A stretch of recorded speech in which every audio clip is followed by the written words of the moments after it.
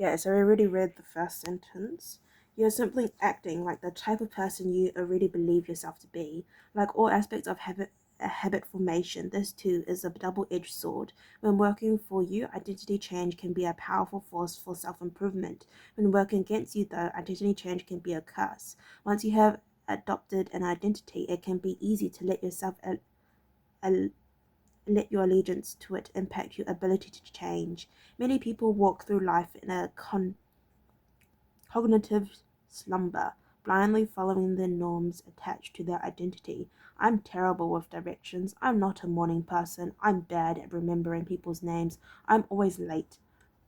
I'm not good with technology. I'm horrible at maths. And a thousand other variations. When you have repeated a story to yourself for years, it is easy to slide into these mental grooves and accept them as a fact. In time, you begin to resist certain actions because that's not who I am. There is intentional pressure to maintain your self-image and behave in a way that is consistent with your beliefs. You find whatever way you can to avoid contradicting yourself. The more deeply a thought or action is tied to your identity, the more difficult it is to change it.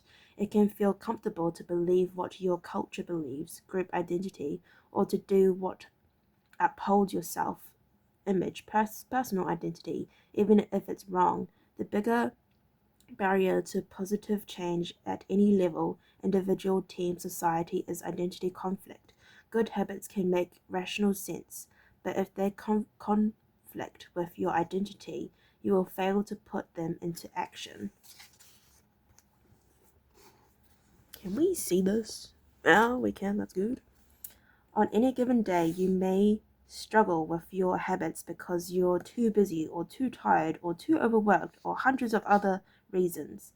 Over the long run, however, the real reason you fail to stick with habits is that your self-image gets in the way. This is why you can't get too attached to one version of your identity. Progress requires unlearning.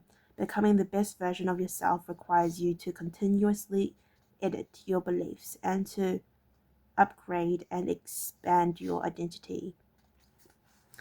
This brings us to an important question. If your beliefs and worldviews play such an important role in your behavior, where do they come from in the first place? How exactly is your identity formed?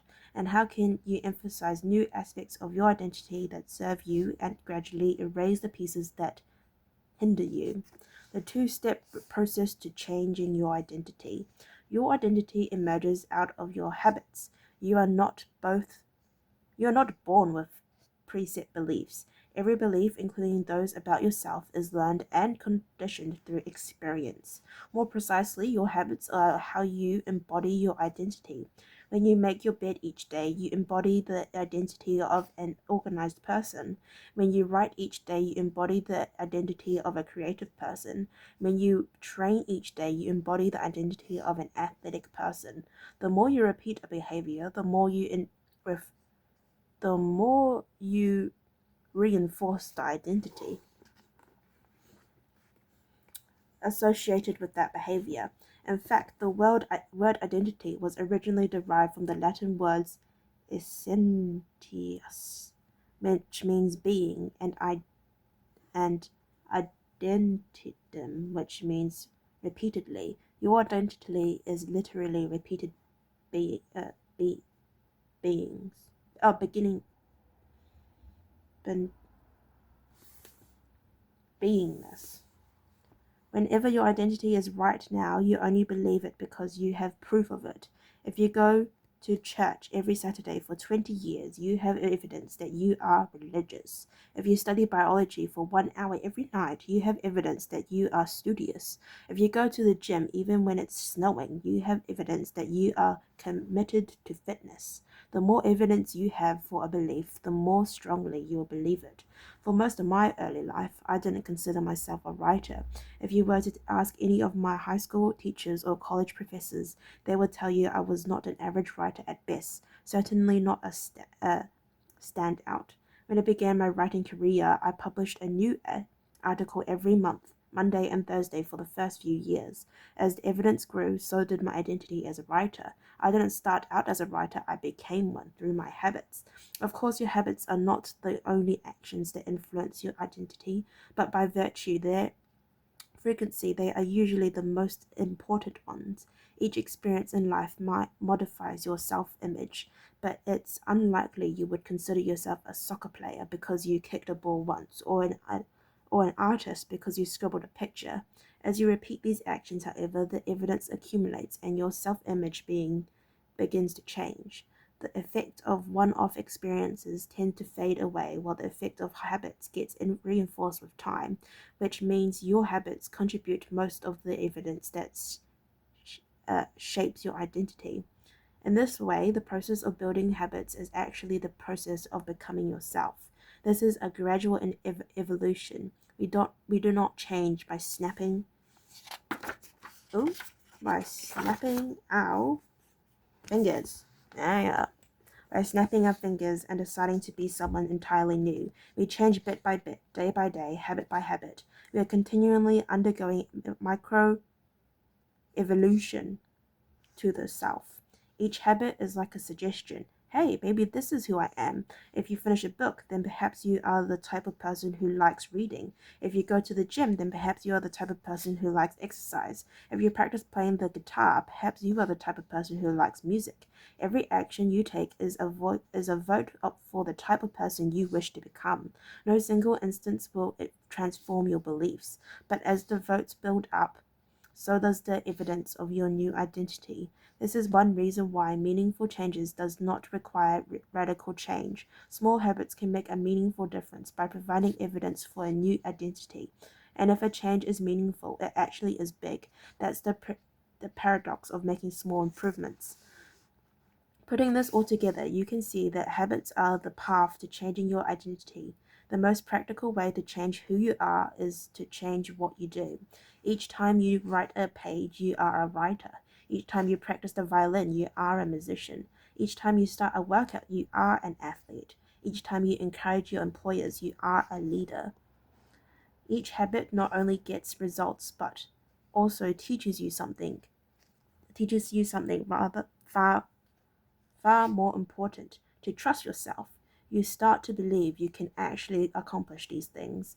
When the vote mounts up and the evidence begins to change, the story you tell yourself begins to change as well. Of course, it works the opposite way too. Every time you choose to perform a bad habit, it's a vote for that identity. The good news is that you don't need to be perfect in any election. There are going to be votes for both sides. You don't need a unanimous vote to win an election. You just need a majority. It doesn't matter if you cast a few votes for a bad behavior or an unproductive habit. Your goal is simply to win the majority of the time. New identities require new evidence. If you keep casting the same votes you've always cast, you're going to get the same results you've always had.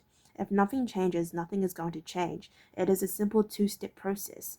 1. Decide the type of person you want to be. 2. Prove it to yourself with small wins. First, decide who you want to be. This holds at any level, as an individual, as a team, as a community, as a nation. What do you want to stand for? What are your principles and values? Who do you wish to become? These are big questions, and many people aren't sure where to begin, but they do know what kind of results they want: to get six-pack abs, or to feel less anxious, or to to double their salary. That's fine. Start there and work backwards from the result you want to the type of person who could get those results. Ask yourself, who is the type of person that could get the outcomes I want? Who is the type of person that could lose 40 pounds? Who is the type of person that could learn a new language? Who is the type of person that could run a successful startup? For example, who is the type of person who could write a book? It's probably someone who is consistent and reliable. Now your focus shifts from writing a book, outcome-based, to being the type of person who is consistent and reliable, identity-based. This process can lead to beliefs like... Right, let's just read this little bit, hey? beliefs like, I'm the kind of teacher who stands up for her students. I'm the kind of doctor who gives each patient the time and empathy they need. I'm the kind of manager who advocates for her employees. Okay, well, thank you for listening to read page 35 to just the top bit of 40 here. If you'd like to listen to me read page 40 to 45, then please stay tuned and I will see you next time. Bye bye.